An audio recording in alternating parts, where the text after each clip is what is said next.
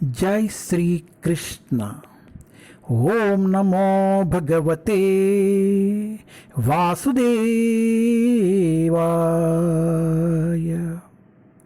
ओम नमो भगवते वासुदेवाय।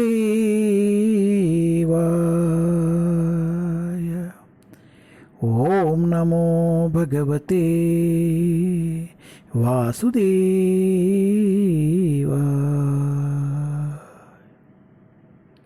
जय Shri Krishna. Shrimad Bhagavatam canto 1 chapter 11। Lord कृष्णा's entrance into द्वारका। भगवान श्री कृष्ण का द्वारका में प्रवेश। श्री कृष्णुनि द्वारका नगरमु प्रवेशम। टेस्ट 24।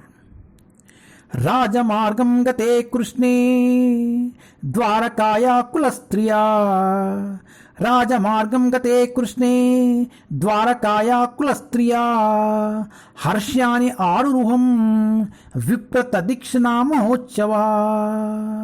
हर्ष्यानि आरुरुहं विप्रतदीक्षिणा महोत्सवा।